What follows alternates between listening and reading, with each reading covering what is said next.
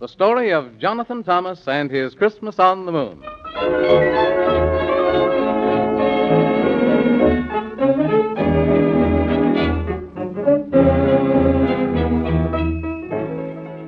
This is the story of a wee little boy who has just turned 6, and his name is Jonathan Thomas. And what happened to him is not just fiddlesticks, for right here's where we make the promise.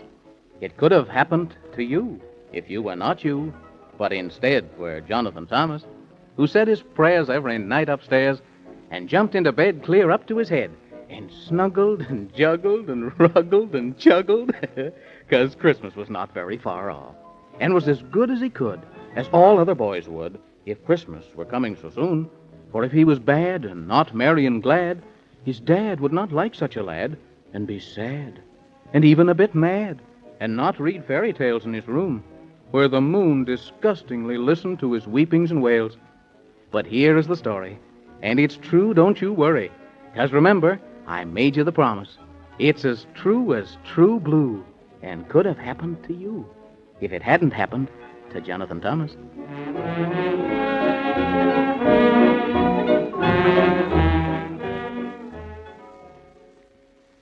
You see, the big grandfather clock in the hall had just struck 8, and Jonathan Thomas had had his bath and said his prayers and kissed Mummy and Nan and then taken the hand of his dad, and up the stairs they went. 1, 2, button your shoe, 3, 4, shut the door, until they were to where you say 11, 12, the kitchen shelf, and then down the hall and in the room and whisk into bed. Now. Now pull the covers up so you won't catch the sneezels. Daddy. What is it? Mommy said if I were to brush my teeth 4 times, you were to speak a story. Well, now, and did you brush your teeth that many times? Uh-huh. Then what shall the story be about? About Jonathan Thomas and Gus. Jonathan Thomas and Gus? Uh-huh. Well, once upon a time, there was a little boy... Wait, Daddy. Huh? Gus has got to hear, too. He can't if he's under the covers. Oh, well then, by all means, we must haul him out from under the covers. But Gus would be as angry if he didn't hear the story. And he'd probably cry until his sawdust got wet. There now. Now, let's sit him up on the pillow, and we'll twist one ear a little further forward, so he'll have no difficulty in hearing. Now then, are we ready? Uh-huh. Well, once upon a time, there was a wee little boy who had just turned 6, and his name was Jonathan Thomas. And he had a beautiful stuffed teddy bear named Gus. And one night, when Jonathan Thomas went to bed away upstairs, after he'd brushed his teeth, and when he was tucked in with Gus by his side, and when he was asleep, a long, slender moonbeam made of pure silver came through the window, like that. And down the moonbeam came sliding 2 of the queerest creatures you ever did see, like that. And there they were, laughing and chuckling and giggling and poking their fingers at Jonathan Thomas, who was sound asleep as he could ever be. But right away, quick as 46 tigers, Gus opened his left eye, and then his right eye, and he saw the creatures, and then he opened his mouth, and went. And he jumped from the bed right after those creatures, and those creatures ran up the moonbeam, and Gus ran after them, barking like everything, or woofing, or whatever koala bears do. And all this noise woke up Jonathan Thomas. And he saw Gus running up the moonbeam, and he jumped right out of bed and right up the moonbeam after Gus, shouting as loud as ever he could. Gus, come back, Gus.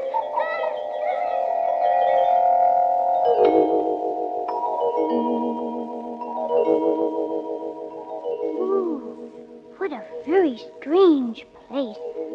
Maybe I'd better knock on this door.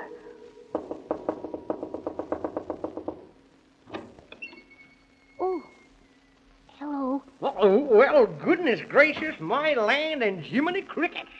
Whatever do you mean by knocking on my door when the sign plainly says absolutely no knocking until after 9 o'clock daylight saving moon time?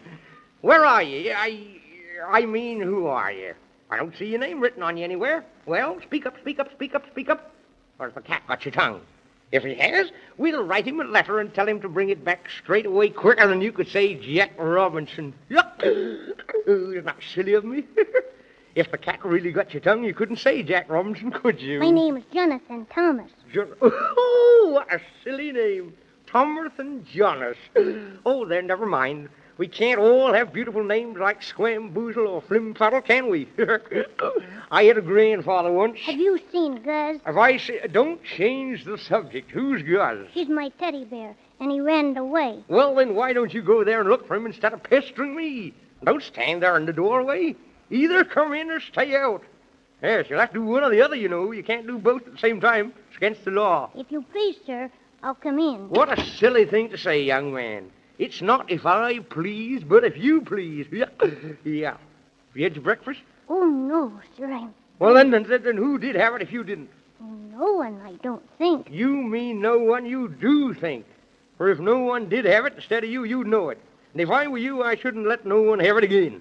Mr. No One's getting entirely too many breakfasts lately. Yep. Will you have breakfast with me? Oh, I should like that very much if you don't mind. Well, of course, I don't mind, except for old King Cole. Yeah, and I have to mind him or he'll throw me in jail for 1,000,000,000,000,000 years. And then, what would you like for breakfast? Oh, I like just anything. Well, I haven't got any of that. You shouldn't go around wanting things that people haven't got. Yep. But I can give you oatmeal porridge and cream and some squaffles and baconate. Oh, thank you very much. That sounds the bestest of anything. Well, of course it does. Yep. I don't think I like anything very well myself much, unless it's cooked just right. Well, now, come along. It'll be too late for breakfast. You'll have to eat lunch instead. That would be terrible.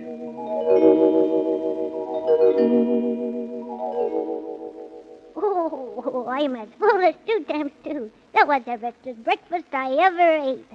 Oh, but I wish Guz was here. Do you expect we could find him? Well, I suppose we can. If you know where he is. But I don't know. Well, then how on the moon do you expect to find him if you don't know where he is? Of course, it might be that the Squibboblins have him. Who? Only owls say, who? Haven't you ever heard of the Squibboblins? They're always catching something. A long time ago, they caught little Bo Peep's sheep. And they never brought him back. And only last Tuesday, I had a cold. Oh, it was a beautiful cold. And they caught that. And I haven't seen it since. They're a most dreadful people. Are they?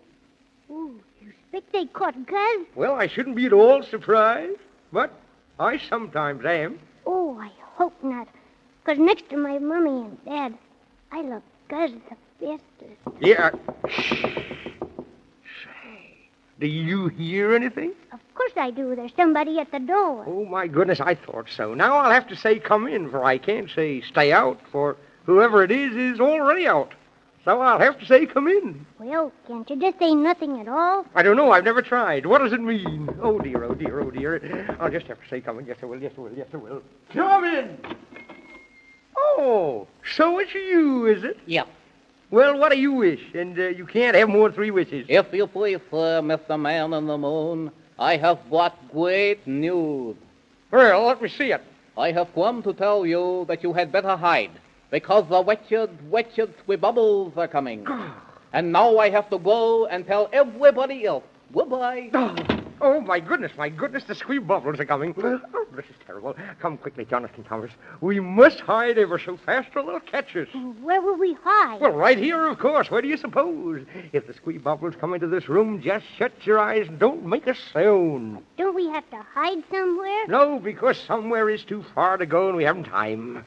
Just shut your eyes. Can't they see us if we shut our eyes? Of course they can. Who ever heard of such a thing? You can't see them, can you, with your eyes shut? No. Well, then how can they see us if we can't see them? I'd like to know... Uh-oh. My goodness. Here they come. Now, don't forget, shut your eyes and don't make a sound. All right, I won't. Oh. One more thing. If they should ask if anyone's here, tell them no. Shut your eyes now, quick. Can you see anyone in here, General? Oh, I can't see a soul. They must all be hiding. You'd better ask and see. Yes, sir. Is anyone in here? No. Yeah, we haven't seen him all day. Oh, well, thank you very much. You're extremely welcome. There's no one here, General. You might as well leave. Oh, goodbye. Yeah, goodbye.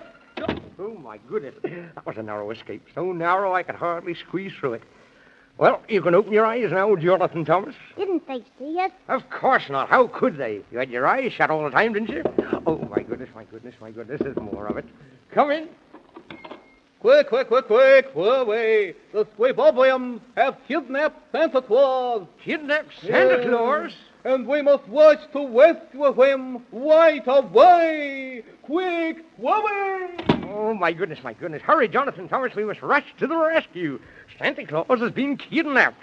Oh, and there won't be any Christmas unless we rescue him. Come on, Jonathan Thomas. We must hurry like everything, only faster.